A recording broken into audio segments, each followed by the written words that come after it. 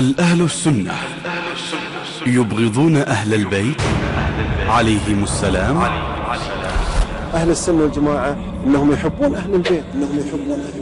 من رسخ هذه الفكرة في عقول العامة؟ علماء الشيعة ركزوا في عقولنا كشيعة أن أهل السنة يبغضون أهل البيت. فهل هذا القول صحيح؟ هذا مو صحيح. دليل محبة آل بيت رسول الله صلى الله عليه وآله هو اتباعهم والعمل بسيرته. فمن المتبع لسيرة آل البيت عليهم السلام؟ فوجدت أن من يفعل فعل آل بيت رسول الله صلى الله عليه وآله هم أهل السنة والجماعة. فمن الذي يحب آل بيت رسول الله؟ فمن الذي يحب آل بيت آل البيت الكرام الذين هم من خيرة خلق الله عز وجل. والله إننا نحبه، والله إنهم يكذبون علينا ويقولون نحقد عليهم. هل أهل السنة يبغضون أهل البيت عليهم السلام؟ لقد ادعت بعض الفرق الشيعية محبة أهل بيت النبوة عليهم السلام، وأنهم اختصوا بهذا دون غيرهم من المسلمين، واتهموا أهل السنة والجماعة علماءهم وعوامهم بأنهم أهل عداء وبغض ونصب لآل البيت. وعند البحث في مصادر أهل السنة المعتمدة والتأمل فيما يقوله علماؤهم وأئمتهم ودعاتهم نجد شيئا مختلفا تماما. فهل أهل السنة يبغضون أهل البيت عليهم السلام؟ سؤال ينبغي الإجابة عليه إجابة علمية رصينة اعتمادا على أمهات كتب ومراجع أهل السنة والجماعة، مع التوثيق الحصيف لكل ما نقل عنهم، وهو ما سيتم إيضاحه في هذه المادة إن شاء الله تعالى.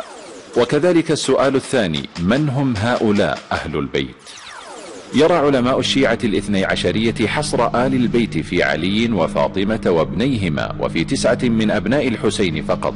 أما زوجات النبي صلى الله عليه وآله وسلم فقد أخرجوهن من أهل البيت، بينما القرآن قد خصهن بوصف أهل البيت. فتأمل معي هذه الآيات: يا نساء النبي لستن كأحد من النساء إن اتقيتن فلا تخضعن بالقول فيطمع الذي في قلبه مرض وقلن قولا معروفا وقرن في بيوتكن ولا تبرجن تبرج الجاهلية الأولى وأقمنا الصلاة وآتينا الزكاة وأطعنا الله ورسوله إنما يريد الله ليذهب عنكم الرجس أهل البيت ويطهركم تطهيرا واذكرن ما يتلى في بيوتكن من آيات الله والحكمة إن الله كان لطيفا خبيرا. وعندما أعيتهم هذه الآيات الواضحات زعم بعضهم أن آية التطهير ليس هذا مكانها في القرآن، وأن الصحابة حرفوا ذلك. كما أخرجوا كذلك جميع أبناء الحسن رضي الله تعالى عنه وآل العباس وآل عقيل وأعمام النبي عليه الصلاة والسلام وأبنائهم. أما أهل السنة والجماعة فهم أعدل وأنصف وأحكم، فأهل البيت عندهم هم كل هؤلاء، وليس كما ادعى الشيعة الإمامية أنهم أفراد قلائل وتنكروا للباقي وأخرجوهم من بيت النبوة ظلما وعدوانا. علماء الشيعة ركزوا في عقولنا كشيعة أن أهل السنة يبغضون آل البيت، بدليل أنهم لا يذكرون روايات آل البيت وفضائل آل البيت وكذا، وهذا مو صحيح. ليش؟ لأن مفهوم آل البيت عند الشيعة غير مفهوم آل البيت عند السنة. مفهوم آل البيت عند الشيعة هم 5 من أهل الكساء وذرية الحسين إلى المهدي. مفهوم آل البيت عند أهل السنة هم آل جعفر، آل عباس، آل علي، آل عقيل، وأزواج النبي صلى الله عليه وسلم. فلهذا يعني لو ترجع إلى البخاري ومسلم تجد أحاديث عن عبد الله بن عباس، تجد أحاديث عن علي بن أبي طالب رضي الله عنه، تجد أحاديث عن العباس، يعني تجد أحاديث عن أزواج النبي صلى الله عليه وسلم. أهل السنة يروون فضائل أهل البيت عليهم السلام. نقل أهل السنة نقولات كثيرة ورووا أحاديثا وآثارا غزيرة تنص على فضائل أهل البيت عليهم السلام وتصرح بمناقبهم وتعلي من شأنهم، ولم يتحفظوا عليها أو يخفوها أو يحرفوها ويبدلوها، بل سطروها في كتبهم لتتناقلها الأجيال دون تخف أو احتيال، وبوبوا لذلك الأبواب في أصح كتبهم. وهذه نبذ وطرف من الأبواب والفصول التي عقدها أهل السنة في كتبهم المعتمدة والخاصة بفضائل ومناقب وخصائص أهل البيت عليهم السلام. فقد أفرد الإمام البخاري رحمه الله في صحيحه أبوابا لذكر فضائل ومناقب آل البيت، منها على سبيل المثال لا الحصر باب مناقب علي بن أبي طالب القرشي الهاشمي أبا الحسن رضي الله عنه. وتحت هذا الباب جاءت أحاديث كثيرة تروي فضائل أمير المؤمنين أبي الحسن، نختار منها: عن سهل بن سعد رضي الله عنه أن رسول الله صلى الله عليه وسلم قال: لأعطين الراية غدا رجلا يفتح الله على يديه. قال: فبات الناس يدوكون ليلتهم أيهم يعطاها، فلما أصبح الناس غدوا على رسول الله صلى الله عليه وسلم كلهم يرجو أن يعطاها، فقال: أين علي بن أبي طالب؟ إلى آخر الحديث. ومن الأبواب كذلك في صحيحه رحمه الله تعالى باب مناقب قرابة رسول الله صلى الله عليه وسلم، باب منقبة فاطمة عليها السلام بنت النبي صلى الله عليه وسلم. هذا مثال من صحيح الإمام البخاري رحمه الله تعالى. أما الإمام مسلم رحمه الله فقد أفرد في كتابه الصحيح في الجزء 25 منه في كتابه 44 أبوابا، منها باب فضائل الحسن والحسين رضي الله عنهما، باب فضائل أهل بيت النبي صلى الله عليه وآله وسلم، باب فضائل فاطمة بنت النبي عليها الصلاة والسلام. وفي هذا الباب نجد هذا الحديث الذي يذكر فيه منقبة من أجل مناقب فاطمة رضي الله عنها، عن عبد الله بن عبيد الله بن أبي مليكة القرشي التيمي أن المسور بن مخرمة حدثه أنه سمع رسول الله صلى الله عليه وآله وسلم على المنبر وهو يقول: إن بني هشام بن المغيرة استأذنوني أن ينكحوا ابنتهم علي بن أبي طالب، فلا آذن لهم ثم لا آذن لهم ثم لا آذن لهم، إلا أن يحب ابن أبي طالب أن يطلق ابنتي وينكح ابنتهم، فإنما ابنتي بضعة مني يريبني ما رابها ويؤذيني ما آذاها. ومن الأبواب الواردة في صحيح مسلم باب من فضائل علي بن أبي طالب رضي الله عنه، باب فضائل عبد الله بن جعفر رضي الله عنه. هذا غيض من فيض في ذكر مناقب آل بيت النبي عليه الصلاة والسلام في الصحاح. ومن المعلوم أن الكتابين السابقين هما العمدة مع القرآن في عقيدة أهل السنة والجماعة. إن اعتقادنا كشيعة من يوم الصغر ترسخت معلومة، وهم أهل السنة، هم أهل السنة يكرهون أهل البيت. طبعا كانوا احنا صغار ونجهل الموضوع هذا، بس بعد فترة، بعد ما يعني تفتحنا أكثر، يعني بعد ما تفتحنا أكثر، يعني سألت أنا نفسي ليش إن أهل السنة، يعني أسأل نفسي وأتحاور مع نفسي أقول ليش أهل السنة يكرهون أهل البيت، علما أنهم بيت الرسول الله صلى الله عليه وسلم، وعلما أن أقول أن القريب من ذلك أن أقول أن أهل السنة هم يصلون على الرسول. يعني تجدهم، يعني تجد أي واحد من أهل السنة تقول اللهم صل على محمد وعلى آل محمد. فأستغرب من كلام ومراجعنا ومشايخنا الشيعة كاحنا شيعة أن يقال أن أهل السنة والجماعة أنهم يكرهون أهل البيت. على كل شيعي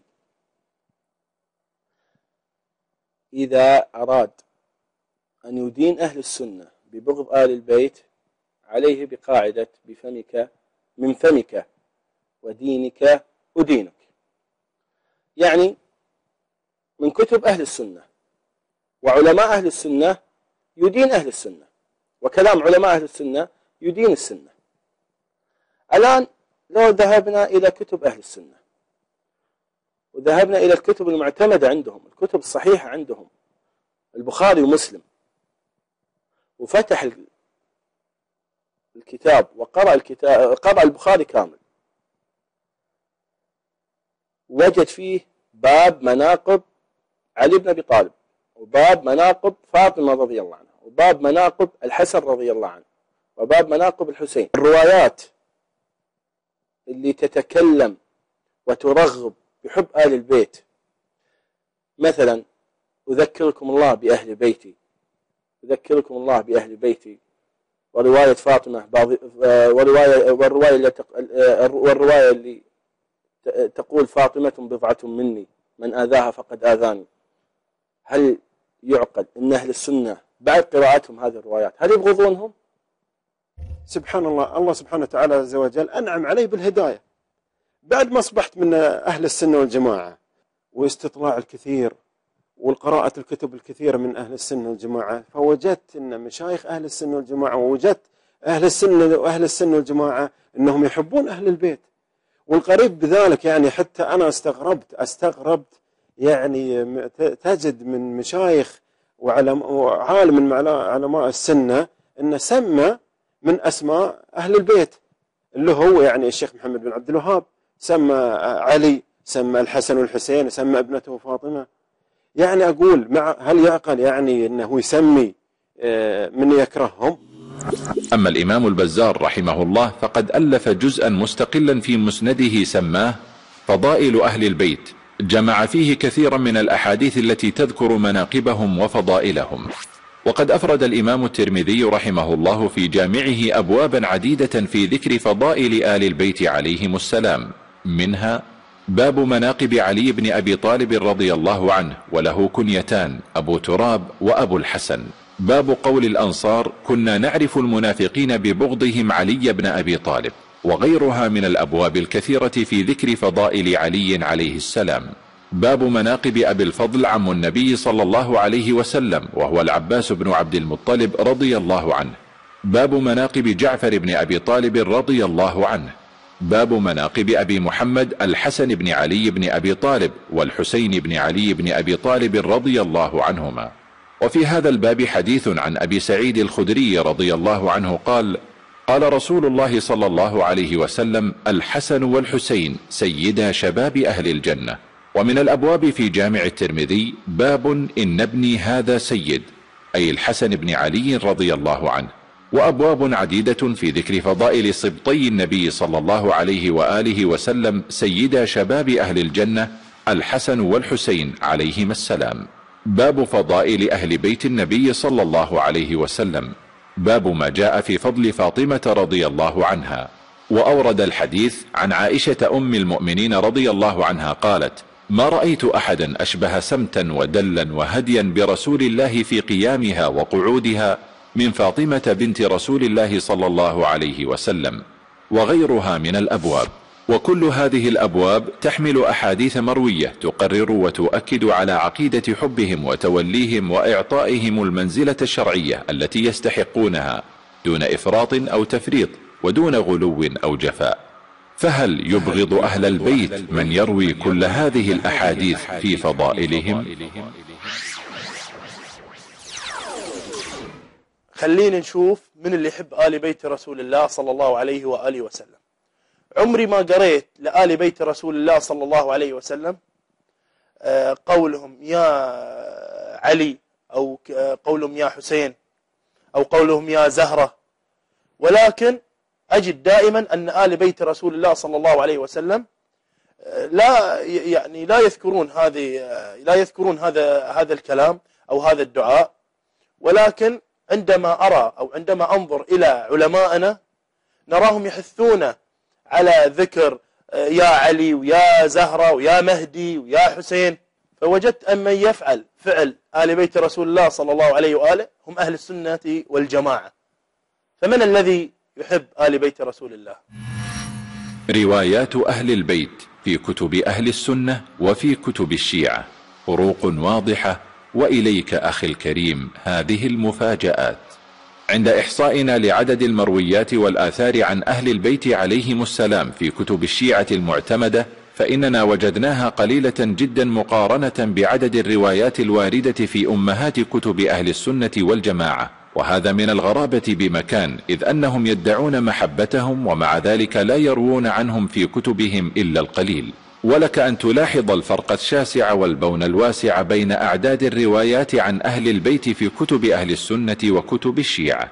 وإليك هذه المقارنة الدقيقة بين مروياتهم في كتب أهل السنة والشيعة. وقبل المقارنة لا بد أن تعلم عزيزنا المشاهد أن للشيعة 4 كتب معتمدة في رواية الأحاديث، وهي الكافي، من لا يحضره الفقيه، التهذيب، والاستبصار. بينما لأهل السنة 9 كتب مشتهرة، وهي صحيح البخاري، صحيح مسلم، سنن الترمذي، سنن النسائي، سنن أبي داود، سنن ابن ماجه، موطأ مالك، مسند أحمد، وسنن الدارمي. أحاديث الرسول صلى الله عليه وسلم في كتب الشيعة. رواية الشيعة في كتبهم سابقة الذكر 44,000 وأكثر بقليل، ومجموع ما روي فيها عن النبي صلى الله عليه وآله وسلم 644 رواية من أصل 44,000 رواية. والعجيب أن كتاب الكافي لوحده وبأجزائه 8 يحتوي على أكثر من 16,000 رواية، وللرسول صلى الله عليه وآله وسلم منها 92 حديثا فقط، وكلها في أسانيدها إشكال باعتراف علمائهم. روايات فاطمة رضي الله عنها في كتب الشيعة. لا يوجد لفاطمة بنت رسول الله صلى الله عليه وآله وسلم أي رواية في أي من كتبهم 4 على الإطلاق، بينما يوجد لها 11 رواية في كتب السنة، 8 منها في مسند الإمام أحمد رحمه الله. روايات الإمام علي رضي الله عنه في كتب الشيعة. بلغت عدد الروايات للإمام علي رضي الله عنه في كتب الشيعة 4 690 رواية، بينما يوجد له في كتب السنة التي ذكرناها سابقا 1583 رواية، وهذا عدد كبير جدا مقارنة بالروايات الموجودة في كتب الشيعة، مع العلم أنه عند الإمام أحمد 804 روايات، أي أن عند الإمام أحمد ما يزيد على ما هو موجود في كتب الشيعة 4 مجتمعة. روايات الحسن بن علي رضي الله عنه في كتب الشيعة. روى الشيعة في كتبهم 4 للحسن 21 رواية فقط، بينما روى أهل السنة للحسن 35 رواية، منها 18 رواية في مسند أحمد بن حنبل رحمه الله. روايات الحسين بن علي رضي الله عنه. لا يخفى على أحد مدى التعظيم المبالغ فيه للإمام الحسين عند الشيعة، مع أنهم رووا عنه فقط 7 روايات، بينما نجد لهذا الصحابي الجليل في كتب السنة 43 رواية، في مسند الإمام أحمد وحده 18 رواية. وهذه مقارنة بين روايات بقية أئمة آل البيت بروايات كبار الصحابة في كتب السنة. صحيح البخاري. روى الإمام البخاري لزين العابدين 25 حديثا، ونجد عدد الروايات متساوية مع روايات عثمان بن عفان، وهي 25 حديثا. صحيح مسلم. روى لزين العابدين 15 حديثا، وللباقر 19 حديثا، وللصادق 17 حديثا، بينما نجد فيه أن لأبي بكر الصديق رضي الله عنه 9 أحاديث فقط. سنن الترمذي. بلغت روايات الباقر فيه 23 حديثا، وللصادق 20 حديثا، بينما روى الترمذي لأبي بكر الصديق رضي الله عنه 22 رواية، ولعثمان بن عفان رضي الله عنه 19 رواية، وبهذا يكون الباقر أكثرهم رواية في سنن الترمذي. سنن النسائي.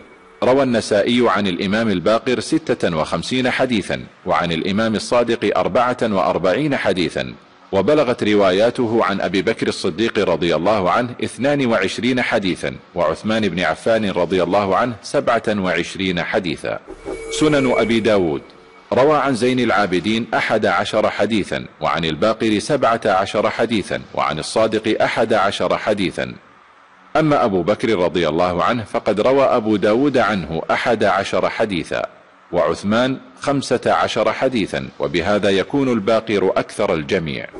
سنن ابن ماجه روى عن الإمام الباقر 24 حديثا، وعن الصدق 19 حديثا، وروى عن أبي بكر الصديق رضي الله عنه 16 حديثا، وعن عثمان 23 حديثا، وبهذا يكون مجموع روايات أبي بكر الصديق في كتب السنة 210 أحاديث، والباقر بلغت رواياته 229 حديثا.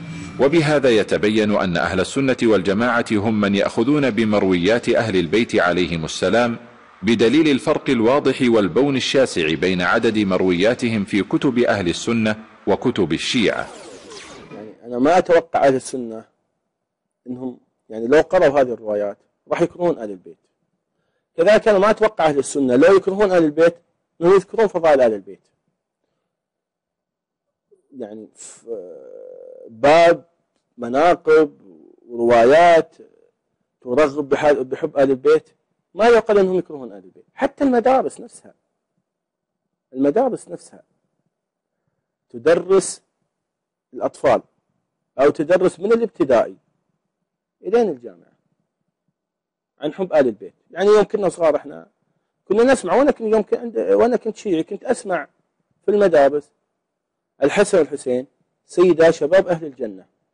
يعني هذا أهل السنة يقول مدرس دين سني يذكر هذا الرواية. شيء أكيد أنه يعني الموجودين الطلاب بيحبون الحسن والحسين. إذا جاء تكلم عن الخلفاء الأربعة ثم تكلم عن علي رضي الله عنه وأنه من العشر المبشرين من العشر المبشرين في الجنة، شيء أكيد راح يحب علي ما راح يبغضه. علماء الشيعة يسيئون لأهل البيت. ولك أن تتعجب من الشيعة الإمامية وهم يدعون محبتهم لآل بيت النبي عليه الصلاة والسلام، مع أن علماءهم يسيئون إليهم أيما إساءة، بل ويحطون من قدرهم ويضعون من منزلتهم. وهذه بعض الروايات الواردة في أمهات كتبهم يسيئون فيها إلى آل البيت عليهم السلام. جاء في كتاب سليم بن قيس الهلالي: ثم قال: قم يا ابن أبي طالب فبايع، فقال: فإن لم أبايع. ثم قال: قم يا ابن أبي طالب فبايع، فقال: فإن لم أفعل. قال: إذن والله نضرب عنقك. فاحتج عليهم 3 مرات ثم مد يده من غير أن يفتح كفه، فضرب عليها أبو بكر ورضي بذلك منه. فنادى علي عليه السلام قبل أن يبايع والحبل في عنقه: يا ابن آدم، إن القوم استضعفوني وكادوا يقتلونني. وهل يعقل أن يجر علي عليه السلام بحبل في عنقه وهو أسد الأسود وحيدرة الكرار؟ وفي كتاب الرجعة لأحمد الأحسائي نجد فصلا بعنوان: في ذكر بعض ما جاء في رجعة أمير المؤمنين صلوات الله عليه وأنه دابة الأرض. ونحن لا ندري هل وصف أمير المؤمنين علي عليه السلام بهذا الوصف تشريف له أم إهانة. وجاء في كتاب الاختصاص للعلامة المفيد عن أبي جعفر عليه السلام قال: دخل رجل من أصحاب الحسن عليه السلام يقال له سفيان بن ليلى، وهو على راحلة له، فدخل على الحسن وهو محتب في فناء داره فقال له: السلام عليك يا مذل المؤمنين. وفي هذا إساءة واضحة للإمام الحسن عليه السلام، فبعد أن قطعوا الإمامة في عقبه وولده وصفوه بأنه مذل المؤمنين. لو أنا الحين أسأل نفسي أقول لو أرجع أنا شيعي، لو أرجع شيعي شو اللي أرجع عليه؟ يعني أرجع أنا أقول لك يمكن هم عندهم مراجع الشيعة، هم عندهم سب الصحابة، الآن أمهات المؤمنين وطعن في الصحابة، فأنت طبعا أنت شيعي أصل وفصل. هذا عند المراجع الشيعة، ولا هو عند بس ما عند مراجع الشيعة، عند عوام الشيعة اللي رسخوا الكلام هذا. سب الصحابة هو التقرب، يعني بمجرد أنك تسب الصحابة وتلعن الصحابة تتقرب لله سبحانه وتعالى عز وجل. ولك أن تتخيل مدى الإساءة في كتب ومصنفات الشيعة إلى عبد الله بن عباس رضي الله عنهما، وهو ترجمان القرآن ومن سادات أهل البيت، لكنه عند الشيعة ملعون أعمى البصر والبصيرة. فقد جاء في كتاب رجال الكشي ما يلي: دعاء على عبد الله وعبيد الله بني العباس. اللهم العن ابني فلان واعم أبصارهما كما أعميت قلوبهما أجلين في رقبتي، واجعل عمى أبصارهما دليلا على عمى قلوبهما. ثم ذكر في الحاشية أن ابني فلان كناية عن عبد الله وعبيد الله بن عباس. وجاء في تفسير القمي إن هذا المثل ضربه الله لأمير المؤمنين عليه السلام، فالبعوضة أمير المؤمنين وما فوقها رسول الله صلى الله عليه وآله وسلم، ولا ندري هل وصف أمير المؤمنين بأحط الحشرات وأحقرها مدح له أم ذم. هذه نماذج فقط لإساءاتهم الكثيرة لآل بيت النبوة عليهم السلام، حتى نعرف أنهم يدعون حبهم ادعاء وليس حبا لأجل الله وعلى منهج الله. وجدت أن أهل البيت عليهم السلام لم ينسبوا العصمة لأنفسهم، ويقرون بذنوبهم، ويحتاجون إلى مغفرة من الله سبحانه وتعالى، وأنهم بشر يصيبون ويخطئون، ولم يكونوا أبدا سبابين ولا لعانين، بل على العكس وجدتهم يترضون عن الصحابة ويتصاهرون مع الصحابة ويتسمون بأسمائهم. ولكن عندما ننظر إلى علماؤنا نجدهم يحثون على السب، على اللعن، على إعطاء العصمة للأئمة. وجدت أن مذهب أهل السنة والجماعة هو يطابق فعلا ما كان عليه آل بيت رسول الله صلى الله عليه وآله. فمن الذي يحب آل البيت؟ أهل البيت عليهم السلام على ألسنة علماء أهل السنة والجماعة. ولأهل بيت الرسول عليه الصلاة والسلام المؤمنين لهم حقان: حق الإيمان وحق القرابة من رسول الله صلى الله عليه وآله وسلم. وزوجات الرسول أمهات المؤمنين، كما قال الله تعالى في كتابه: النبي أولى بالمؤمنين من أنفسهم وأزواجه أمهاتهم. فمن قال إن عائشة ليست أما للمؤمنين فهو ليس بمؤمن. فالواجب علينا احترام آل بيت الرسول عليه الصلاة والسلام من قرابته المؤمنين ومن زوجاته أمهات المؤمنين، كلهم آل بيت لهم حق. إنما يريد الله ليذهب عنكم الرجس أهل البيت ويطهركم تطهيرا. وأن الواجب علينا أن نكن المحبة الصادقة لجميع آل بيت الرسول عليه الصلاة والسلام، نسائهم كلهم والمؤمنين من قرابتهم.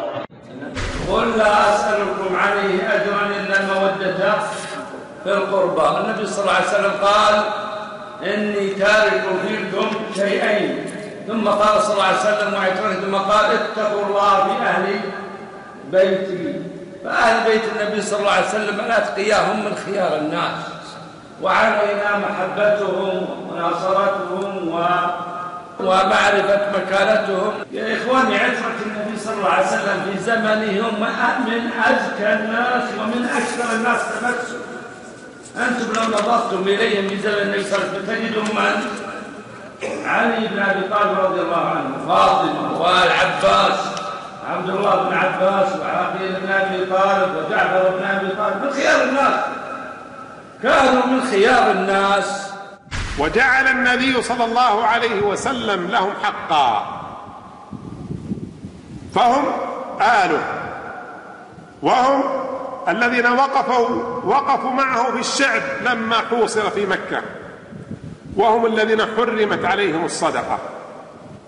والرسول صلى الله عليه وسلم يقول كما أنزل الله عز وجل: قل لا أسألكم عليه أجرا إلا المودة في القربى، إلا المودة في القربى، على تفسيرين لأهل العلم: إما أحبوني لأني قريب لكم جميعا، فمن بطن من بطون قريش إلا وللنبي صلى الله عليه وسلم صلة بهم من صلة رحم أو نسب أو صلة قرابة، أو أكرموا قومي عشيرتي لمنزلتي.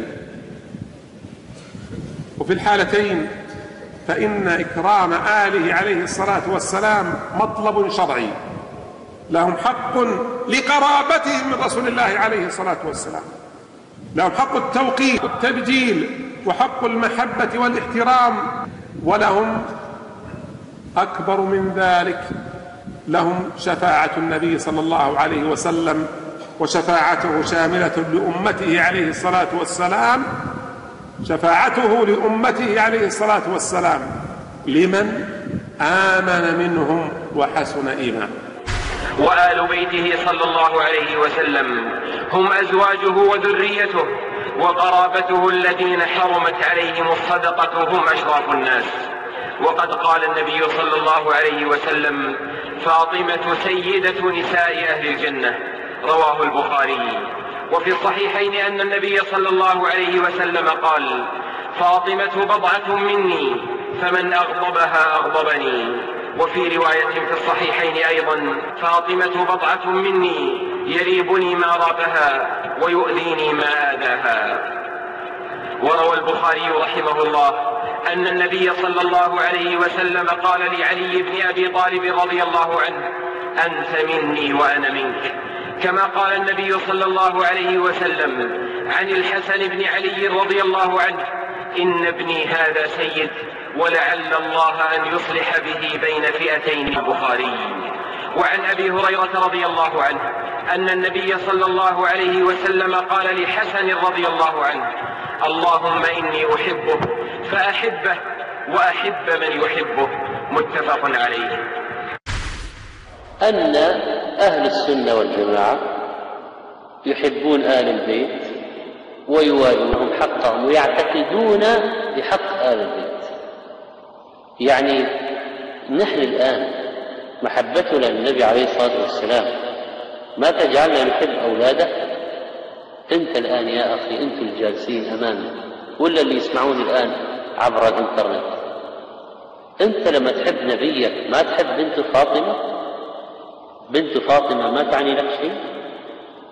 ما تواليها؟ ما تحب هذه المرأة محبة إيمانية لأن بنت نبيك، لأن مؤمنة؟ طيب وزينب وأم كلثوم؟ إذا نحن إيش موقفنا يعني؟ طيب علي بن عمك كيف نحبه؟ وابن عباس بن عمك كيف؟ عمه حمزة كيف؟ إيش عقيدتنا في ذلك؟ إيش موقفنا من الحسن والحسين؟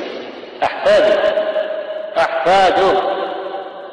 نبينا جد لحفيد للحسن والحسين، ومحسن أيضا، محسن ثبت من أسماء أيضا من أحفاده. إيش عقيدتنا نحن يعني أهل السنة والجماعة؟ إيش عقيدتنا في الحسن والحسين؟ إيش عقيدتنا؟ نبغضهم؟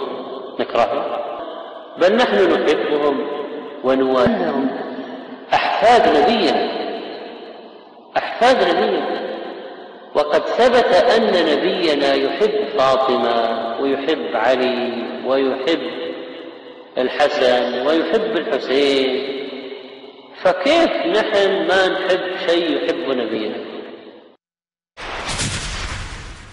علماء أهل السنة عن آل البيت. أنا لما كنت شيعي كنت أعرف أن أكبر شخصيتين ناصبيتين في نظر الشيعة هم شيخ الإسلام ابن تيمية ومحمد بن عبد الوهاب. أنا أبغى أعرض كلام شيخ الإسلام ابن تيمية عن آل البيت، إيش كان يقول عنهم.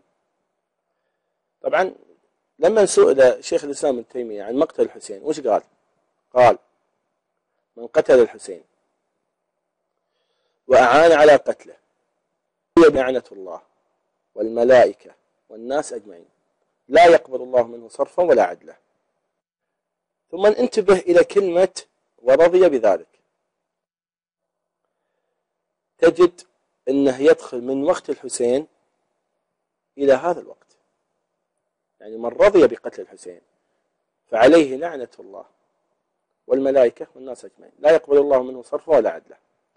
كذلك يعني لما حاكم التتار سأل شيخ الإسلام ابن تيمية قال: أنتم تبغضون آل البيت، وش رد عليه شيخ الإسلام ابن تيمية؟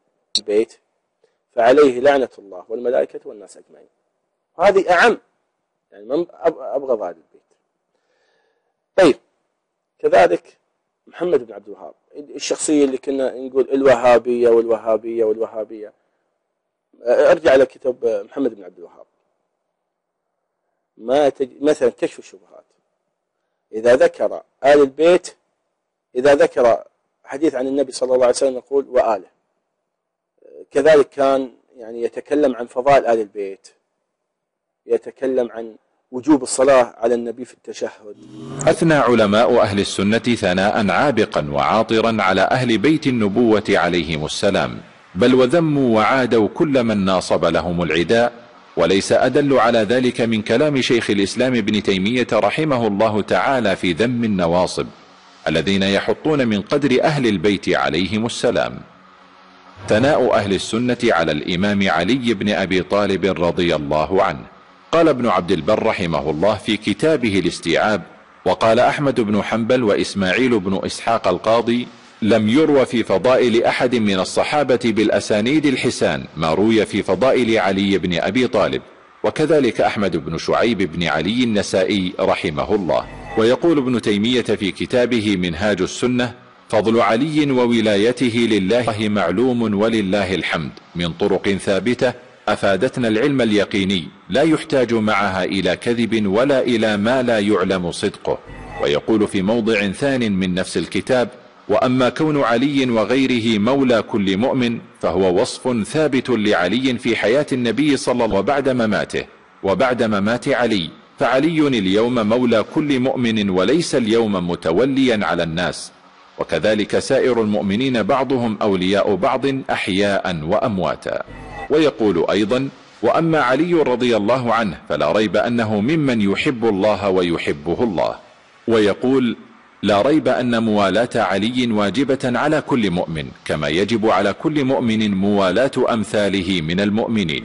وقال الشيخ محمد بن عبد الوهاب في الرسائل الشخصية واصفا الإمام علي بالمرتضى: وأؤمن بأن نبينا محمدا صلى الله عليه وسلم خاتم النبيين والمرسلين، ولا يصح إيمان عبد حتى يؤمن برسالته ويشهد بنبوته، وأن أفضل أمته أبو بكر الصديق، ثم عمر الفاروق، ثم عثمان ذو النورين، ثم علي المرتضى، ثم بقية العشرة، إلى آخر ما قال. ثناء أهل السنة على الحسن بن علي عليهما السلام. قال ابن عبد البر رحمه الله في الاستيعاب: وتواترت الآثار الصحاح عن النبي عليه الصلاة والسلام أنه قال في الحسن بن علي: إن ابني هذا سيد، وعسى الله أن يبقيه حتى يصلح به بين فئتين عظيمتين من المسلمين. رواه جماعة من الصحابة.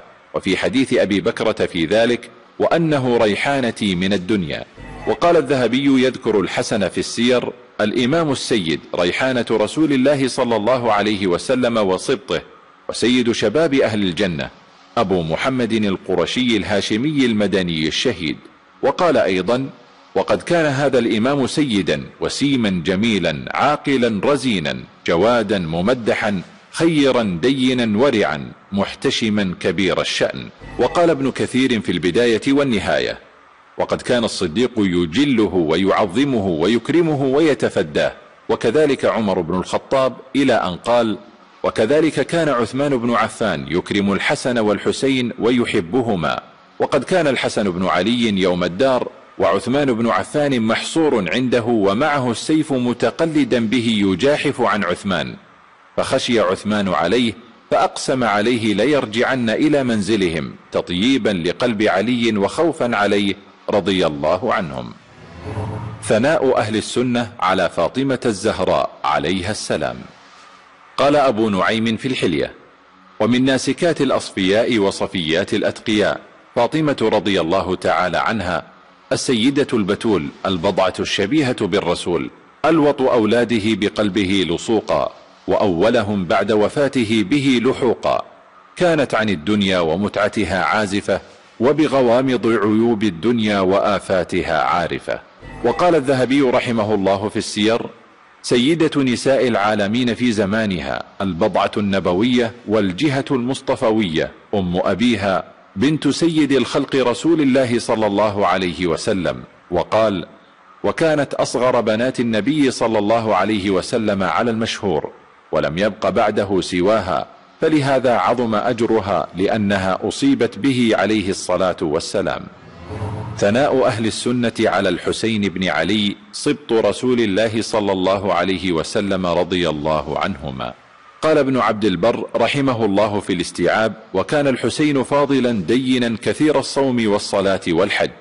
وقال ابن تيمية كما في مجموع فتاواه: والحسين رضي الله عنه أكرمه الله تعالى بالشهادة في هذا اليوم، أي يوم عاشوراء، وأهان بذلك من قتله أو أعان على قتله أو رضي بقتله، وله أسوة حسنة بمن سبقه من الشهداء، فإنه هو وأخوه سيدا شباب أهل الجنة، وكان قد تربيا في عز الإسلام، لم ينالا من الهجرة والجهاد والصبر على الأذى في الله ما ناله أهل بيته، فأكرمهما الله تعالى بالشهادة تكميلا لكرامتهما ورفعا لدرجاتهما.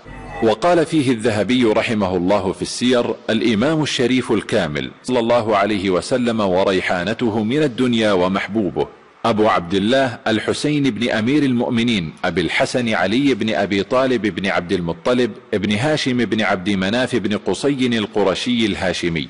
وقال ابن كثير رحمه الله في البداية والنهاية: والمقصود أن الحسين عاصر رسول الله صلى الله عليه وسلم وصحبه إلى أن توفي وهو عنه راض، ولكنه كان صغيرا.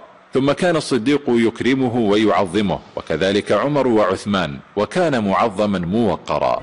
وقال شيخ الإسلام ابن تيمية واصفا ما حدث للإمام الحسين بأنه كرامة من الله: اعلم وفقني الله وحسين رضي الله عنه من الشهادة في يوم عاشوراء إنما كان كرامة من الله عز وجل أكرمه بها، ومزيد حظوة ورفع درجة عند ربه وإلحاق لبيته الطاهرين، وليهينن من ظلمه واعتدى عليه. ثناء أهل السنة على آل البيت عموما. قال ابن تيمية في منهاج السنة يذكر الإمام الباقر، وكذلك أبو جعفر محمد بن علي من خيار أهل العلم والدين، وقيل إنما سمي الباقر لأنه بقر العلم لا لأجل بقر السجود جبهته. وقال المزي في ترجمته في تهذيب الكمال: قال العجلي: مدني تابعي ثقة. وقال ابن البرقعي: كان فقيها فاضلا. وقال الذهبي في السير: هو السيد الإمام أبو جعفر محمد بن علي بن الحسين بن علي العلوي الفاطمي المدني، ولد زين العابدين، وكان أحد من جمع بين العلم والعمل والسؤدد والشرف والثقة والرزانة، وكان أهلا للخلافة. ثم قال: وشهر أبو جعفر بالباقر من بقر العلم، أي شقه فعرف أصله وخفيه. ولقد كان أبو جعفر إماما مجتهدا. وقال أيضا: وقد عده النسائي وغير تابعين بالمدينة، واتفق الحفاظ على الاحتجاج بأبي جعفر ابن علي بن أبي طالب رحمه الله. يقول الإمام ابن تيمية في منهاج السنة: وجعفر الصادق رضي الله عنه من خيار أهل العلم والدين. وقال عمرو بن أبي المقدام: كنت إذا نظرت إلى جعفر علمت أنه من سلالة النبيين. ووصفه في الذهبي في السير: الإمام الصادق شيخ بني هاشم أبو عبوي النبوي المدني أحد الأعلام. وقال عنه وعن أبيه: وكان من جلة علماء المدينة. وقال في تذكرة الحفاظ: وثقه الشافعي ويحيى بن معين. وعن أبي حنيفة قال: ما رأيت. وقال أبو حاتم: ثقة له. دائما نحصل عندنا تسميات مثل عبد الحسين أو عبد الحسن أو عبد الزهرة أو عبد المهدي، وإذا سألنا علماءنا قالوا هذا دليل على محبة آل بيت رسول الله. والله عجيبة. فهل أنتم يا علماءنا يا معممين تحبون آل بيت رسول الله أكثر من الأئمة؟ ما لقينا الإمام الحسين يسمي عبد الحسين أو عبد الزهرة أو عبد المهدي، ما لقينا الإمام الحسن يسمي، ما لقينا الإمام علي يسمي. يعني وجدت أن التعبيد لغير الله غير موجود عند أهل البيت عليهم السلام، وليس موجود عند أهل السنة والجماعة. فمن الذي يحب آل بيت رسول الله؟ وها هم علماء أهل السنة وأئمتهم يصرحون أهل البيت بفهم لآل البيت، ويعلنون ودهم ويتولونهم ويبغضون كل من أبغضهم. وإليكم هذه الطائفة من أقوال علماء أهل السنة من مختلف العصور والأزمان ومن سائر الأقطار والبلدان. قول أبي جعفر أحمد بن محمد الطحاوي قال رحمه الله في عقيدته المشهورة العقيدة الطحاوية: ونحب أصحاب رسول الله صلى الله عليه وآله وسلم، ولا نفرط في حب أحد منهم، ولا نتبرأ من أحد منهم، ونبغض من يبغضهم وبغير الحق يذكرهم، ولا نذكرهم إلا بخير. وقال أيضا: ومن أحسن القول في أصحاب رسول الله صلى الله عليه وآله وسلم وأزواجه الطاهرات من كل دنس، وذرياته المقدسين من كل رجس، فقد برئ من النفاق. قول الإمام عبد الله بن محمد الأندلسي القحطاني قال رحمه الله في النونية: واحفظ لأهل البيت واجب حقهم، واعرف عليا أيما عرفان، لا تنتقصه ولا تزد في قدره، فعليه تصلى النار طائفتان، إحداهما لا ترتضيه خليفة، وتنصه الأخرى إلها ثاني. قول الموفق بن قدامة المقدسي قال في لمعة الاعتقاد: ومن السنة الترضي عن أزواج رسول الله صلى الله عليه وآله وسلم أمهات المؤمنين المطهرات المبرآت من كل سوء، أفضلهم خديجة بنت خويلد، وعائشة الصديقة بنت الصديق التي برأها الله في كتابه، زوج النبي صلى الله عليه وآله وسلم في الدنيا والآخرة، فمن قذفها بما برأها الله منه فهو كافر بالله العظيم. يقول شيخ الإسلام ابن تيمية في العقيدة الواسطية: ويحبون أهل بيت رسول الله صلى الله عليه وآله وسلم ويتولونهم، ويحفظون فيهم وصية رسول الله صلى الله عليه وآله وسلم، حيث قال يوم غدير خم: أذكركم الله في أهل بيتي. وقال للعباس عمه وقد اشتكى إليه أن بعض قريش يجفو بني هاشم، فقال: والذي نفسي بيده لا يؤمنون حتى يحبوكم لله ولقرابتي. وقال: إن الله اصطفى بني إسماعيل، واصطفى من بني إسماعيل كنانة، واصطفى من كنانة قريشا، واصطفى من قريش بني هاشم، واصطفاني من بني هاشم. وقال رحمه الله: ولا ريب أن لآل محمد صلى الله عليه وآله وسلم حقا على الأمة لا يشركهم فيه غيرهم، ويستحقون من زيادة المحبة والموالاة ما لا يستحقه سائر بطون قريش، كما أن قريشا يستحقون المحبة والموالاة ما لا يستحقه غير قريش من القبائل. قول الحافظ ابن كثير قال في التفسير: ولا ننكر الوصاة بأهل البيت والأمر بالإحسان إليهم واحترامهم وإكرامهم، فإنهم من ذرية طاهرة من أشرف بيت وجد على وجه الأرض فخرا وحسبا ونسبا، لا سيما إذا كانوا متبعين للسنة النبوية الصحيحة الواضحة الجلية، كما كان عليه سلفهم كالعباس وبنيه وعلي وأهل ذريته رضي الله عنهم أجمعين.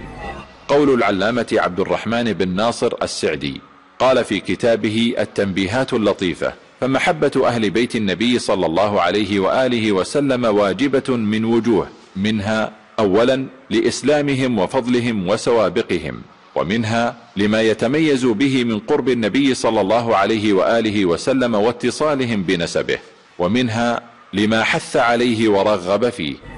قول الشيخ حافظ ابن أحمد الحكمي قال رحمه الله في سلم الوصول: وأهل بيت المصطفى الأطهار وتابعيه السادة الأخيار، فكلهم في محكم القرآن أثنى عليهم خالق الأكوان. قول الشيخ محمد ابن صالح ابن عثيمين رحمه الله قال في شرح العقيدة الواسطية: ومن أصول أهل السنة والجماعة أنهم يحبون آل بيت رسول الله صلى الله عليه وسلم، يحبونهم للإيمان وللقرابة من رسول الله صلى الله عليه وسلم، ولا يكرهونهم أبدا. وبهذا يتبين لكل عاقل أن أهل السنة يتولون آل البيت ويحبونهم بالدلائل الواضحة والبراهين القاطعة، وأن ما يثار عنهم بأنهم يبغضون آل البيت ما هو إلا مجرد ادعاء كاذب لا صحة له من قريب أو بعيد، وأنه بغرض إثارة الأحقاد وخدمة مصالح أعداء الدين. مصنفات وكتب أهل السنة في أهل البيت عليهم السلام. إن تراث أهل السنة والجماعة ومكتبتهم عامرة بالكثير من المؤلفات والمصنفات التي تتحدث عن مناقب وسير وفقه وأحاديث أهل بيت النبي عليه الصلاة والسلام، وسنذكر جزءا يسيرا من هذه المؤلفات ليظهر مدى الاهتمام الكبير من أهل السنة بآل البيت عليهم السلام. ومن هذه المصنفات ما يلي: أولا في ذكر مناقب أهل البيت كتاب إتحاف السائل بما لفاطمة من المناقب، تأليف محمد بن عبد الرؤوف المناوي. كتاب فضائل سيدة النساء، تأليف عمر بن شاهين، تحقيق أبي إسحاق الحويني. كتاب ذخائر العقبى في مناقب ذوي القربى للعلامة الحافظ محب الدين أحمد بن عبد الله الطبري. كتاب فضل أهل البيت وعلو مكانتهم عند أهل السنة والجماعة، تأليف الشيخ عبد المحسن العباد، وهو كتاب متكون من 10 فصول يبين فيه المؤلف التعريف بآل البيت وعلو مكانتهم والثناء عليهم والواجب تجاههم. كتاب محمد بن عبد الوهاب وأئمة الدعوة النجدية وموقفهم من آل البيت عليهم السلام، تأليف الشيخ خالد بن أحمد الزهراني. وقد بين المؤلف في هذا الكتاب موقف الشيخ محمد بن عبد الوهاب وأبنائه وأحفاده وأتباعه من آل بيت النبي عليه الصلاة والسلام، مدعما بالوثائق والأقوال الموثقة من كتبهم ومراسلاتهم. كتاب ثناء ابن تيمية على أمير المؤمنين علي وأهل البيت، تأليف أبي خليفة علي القضيبي، ومؤلف هذا الكتاب كان شيعيا ثم هداه الله لمذهب أهل السنة والجماعة، وقد بين فيه أقوال شيخ الإسلام وثناءه على الإمام علي بن أبي طالب وأئمة أهل البيت عليهم السلام، ومنهجه في حبهم وبغض من يبغضهم. كتاب آل البيت وحقوقهم الشرعية، تأليف الشيخ القاضي صالح بن عبد الله الدرويش، وهو كتيب يبين فيه أن الله جل وعلا أوجب لأهل بيت نبيه حقوقا وخصهم بفضائل وجب على المسلم أن يعيها، وبين منهج أهل السنة في التعامل مع هذه الحقوق والواجبات. ومن الكتب التي اهتمت بسرد وتقرير فضائل أهل البيت أيضا ما يلي: العقيدة في أهل البيت بين الإفراط والتفريط للدكتور سليمان السحيمي، وهو بحث رسالة دكتوراه. جواهر العقدين في فضل الشرفين شرف العلم الجلي وشرف النسب النبوي لنور الدين السمهودي، تحقيق مصطفى عبد القادر عطا. مناقب علي والحسنين وأمهما الزهراء لمحمد فؤاد عبد الباقي. سؤال في علي بن أبي طالب لشيخ الإسلام ابن تيمية. معالي الرتب لمن جمع بين شرفي الصحبة والنسب لمساعد بن يوسف العبد الجادر. در السحابة في فضائل الصحابة والقرابة للإمام محمد بن علي الشوكاني. المرتضى أبو الحسن علي بن أبي طالب لأبي الحسن الندوي. الحسن والحسين سيدا شباب أهل الجنة لمحمد رضا. الإمام الصادق لمحمد أبو زهرة، وغيرها الكثير والكثير من الكتب الخاصة بذكر مناقبهم وفضائلهم عليهم السلام. دائما عندنا يحثون علماءنا على اللطم والتطبير وإقامة المآتم وبناء الحسينيات، ولكن عندما ننظر إلى آل بيت رسول الله نجدهم نهوا عن الجزع، نهوا عن اللطم. حتى قال الإمام الحسين الأخت زينب: يا أختاه لا تلطمي علي خدا ولا تشقي علي جيبا ولا تدعي علي بالويل والثبور. ولكن عندما أسأل علماءنا يقولون لي هذا نهي وقتي. طيب هل زينب لطمت بعدين؟ ما لطمت. هل الإمام الحسين لطم طبر؟ هل الإمام الحسن؟ هل الإمام علي؟ وجدت أن من ينفذ كلام آل بيت رسول الله وأفعال آل بيت رسول الله هم أهل السنة والجماعة. فمن الذي يحب آل بيت رسول الله؟ ثانيا، كتب أهل السنة في سير أهل البيت. كتاب مقتل أمير المؤمنين علي بن أبي طالب عليه السلام لابن أبي الدنيا المتوفى سنة 281 للهجرة. كتاب مناقب الأسد الغالب ممزق الكتائب ومظهر العجائب ليث بن غالب أمير المؤمنين أبي الحسن علي بن أبي طالب للعلامة ابن الجوزي المتوفى سنة 592 للهجرة. كتاب آل الرسول وأولياؤه لمحمد بن عبد الرحمن العاصمي الحنبلي. كتاب أسنى المطالب في سيرة أمير المؤمنين علي بن أبي طالب للدكتور علي الصلابي. كتاب خامس الخلفاء الراشدين أمير المؤمنين الحسن بن علي شخصيته وسيرته للدكتور علي الصلابي. كتاب عظماء أهل البيت للسيد حسن الحسيني. وهذه الكتب ليست حصرا لكافة كتب أهل السنة في ذكر سير أهل البيت عليهم رضوان الله، وإنما هي عبارة عن أمثلة فقط، وإلا فهي كثيرة جدا لا تدخل تحت الحصر. ثالثا، كتب أهل السنة في أحاديث أهل البيت عليهم السلام. كتاب الذرية الطاهرة لأبي بشر الأنصاري، وذكر فيه أحاديث أهل البيت عليهم السلام. كتاب خصائص أمير المؤمنين علي بن أبي طالب للنسائي، وقد ذكر فيه الإمام النسائي بسنده عبادة الإمام علي وأخباره ومناقبه وغير ذلك. أحاديث الحسن والحسين في الصحيحين للشيخ عثمان الخميس. كتاب دفع فرية عن أهل السنة لمؤلفه الشيخ خالد بن أحمد الزهراني، والذي جمع فيه نماذج كثيرة من مرويات أهل البيت عليهم السلام في كتب تراث أهل السنة والجماعة، ودفع فرية من يقول أن أهل السنة لا يروون عن أهل البيت عليهم السلام، ويقع الكتاب في 530 صفحة. هذه بعض المصنفات التي اختصت بذكر سير ومناقب وعلم أهل البيت رضي الله عنهم، وكلها لعلماء ومؤلفين من أهل السنة قدامى ومعاصرين. والباحث سيجد الكثير والكثير من أمثال هذه الكتب، فإن أهل السنة يرون أن لأهل البيت واجبات وحقوق ينبغي أن يعيها ويدركها كل مسلم متبع لهدي نبيه عليه الصلاة والسلام. فهل سيظن أحد بعد هذا أن أهل السنة والجماعة يبغضون أهل البيت عليهم السلام؟ هل أهل السنة يبغضون أهل البيت عليهم السلام؟ هذا العمل من